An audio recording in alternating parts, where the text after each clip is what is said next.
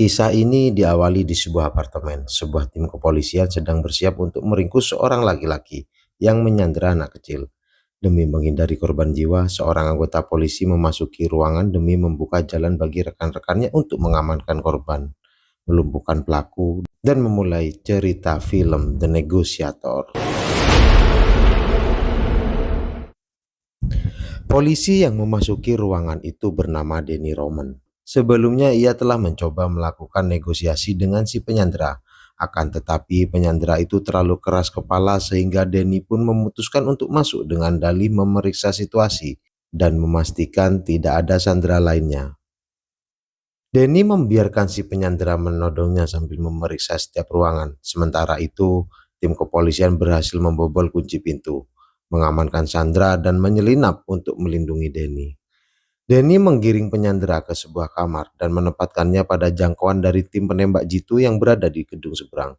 Selain itu, Denny juga mulai memberi isyarat hitungan kepada Palermo si penembak jitu dari kepolisian. Denny juga terus mengajak penyandera itu berbicara hingga ia benar-benar lengah dan memaparkan dirinya dalam bidikan Palermo. Kemudian dengan perhitungan yang tepat Palermo menembak. Melumpuhkan si penyandera berhasil tanpa menimbulkan korban jiwa. Pada malam harinya, seluruh anggota kesatuan kepolisian merayakan keberhasilan mereka dengan berpesta dalam sebuah bar. Di situ mereka terlihat seperti keluarga besar yang bahagia. Lalu muncul siaran berita yang menayangkan liputan peristiwa penyanderaan yang baru saja mereka tangani.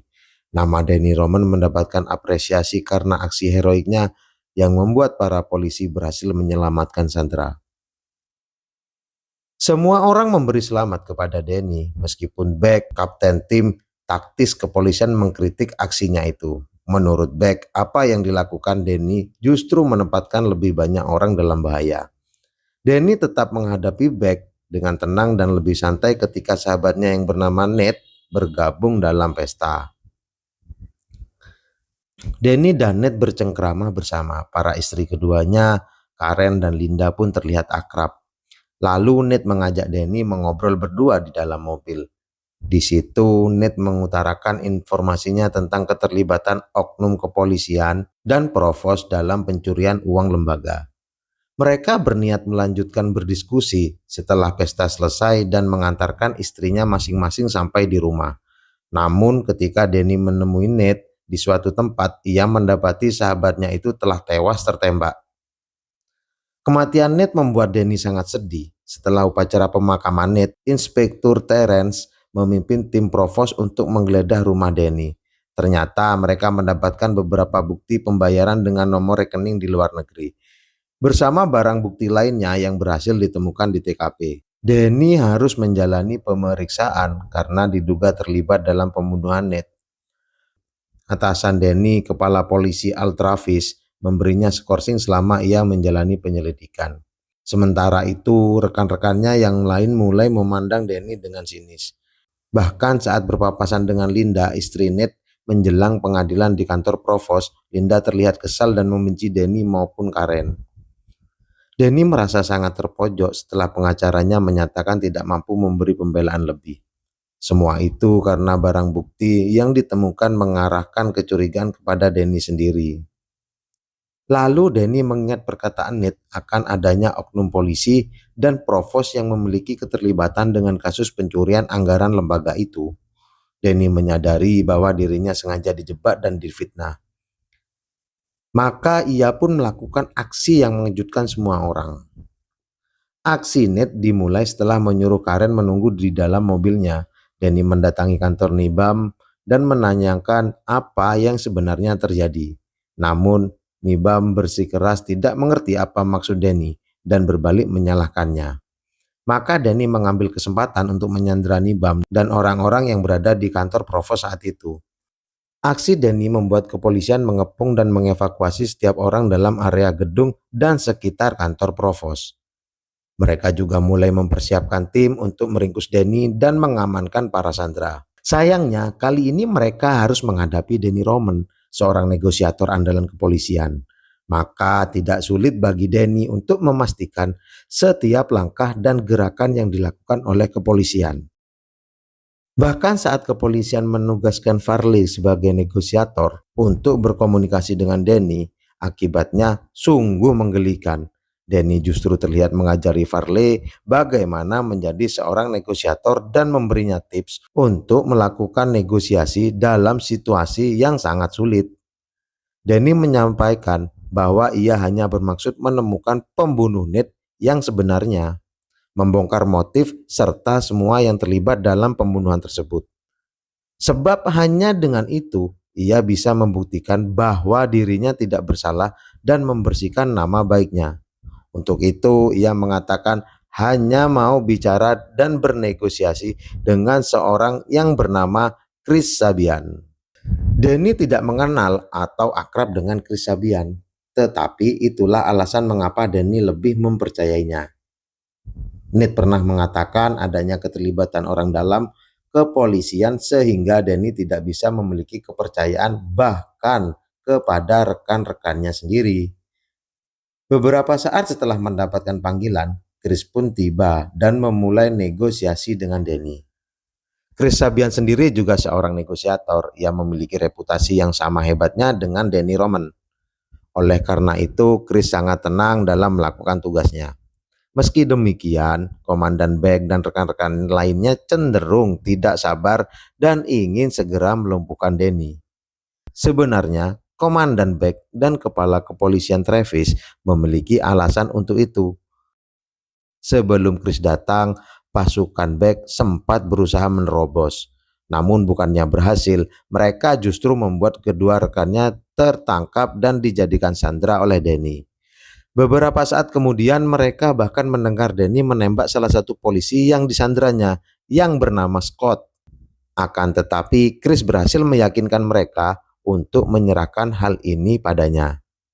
Ia tidak menginginkan akan ada korban lainnya di antara para sandera atau petugas kepolisian. Maka bersama persetujuan dari FBI yang hendak mengambil alih kasus tersebut, Chris pun mendapatkan wewenang untuk memimpin proses penyelamatan para sandera.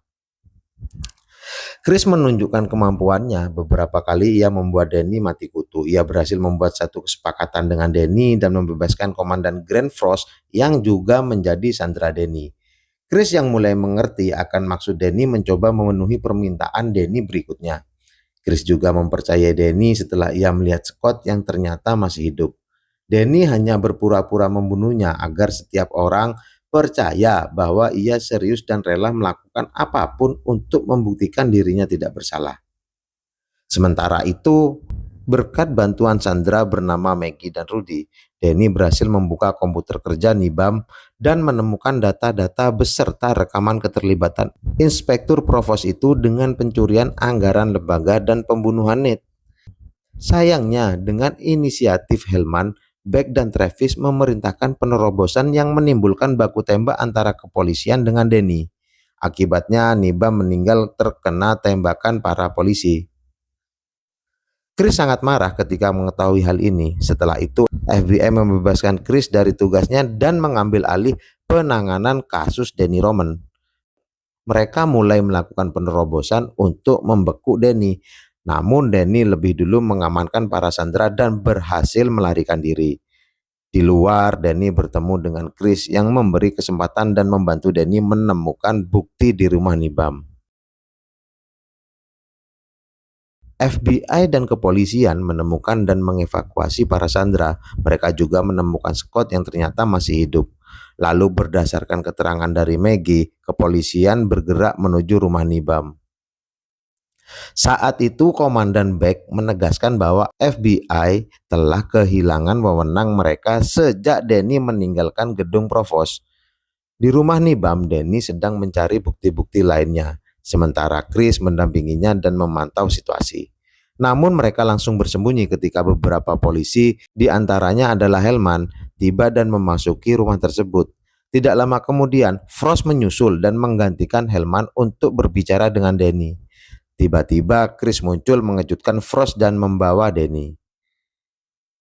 Chris melakukan negosiasi dengan Frost dan meminta bagian atas uang pencurian. Bahkan Chris menembak Denny hingga terkapar. Setelah itu, Chris berhasil membuat kesepakatan dengan Frost. Frost keluar dari rumah setelah menghancurkan disket yang diberikan oleh Chris dan komputer di rumah Nibam. Saat Frost mengabarkan bahwa Danny telah tewas tertembak, ia heran mengapa para polisi hanya diam dan melihatnya. Lalu dari sebuah pengeras suara terdengar Chris tengah membantu Danny untuk berdiri. Ternyata Chris melakukan negosiasi dengan Frost hanya untuk mengelabuinya. Entah bagaimana, Chris membuat semua polisi di luar mendengar semua pembicaraannya dengan Frost. Maka ketika bersepakat dengan Chris lalu merusak dan menghancurkan barang bukti, Frost sebenarnya mengakui kejahatannya sendiri dan para polisi di luar rumah Nibam mendengar semua itu dengan jelas.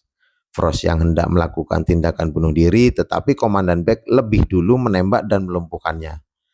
Para polisi menangkap Frost Hellman dan oknum lain yang terlibat. Danny Roman masih hidup. Ia mendapat luka gores akibat tembakan dari Chris Sabian. Akan tetapi berkat bantuan dan kecerdikan Chris itu, ia berhasil mengungkap dalang di balik pembunuhan sahabatnya, membongkar pelaku pencurian anggaran lembaga, dan membuktikan dirinya tidak bersalah. Begitulah ceritanya. Terima kasih. Sampai jumpa lagi. Wassalamualaikum warahmatullahi wabarakatuh.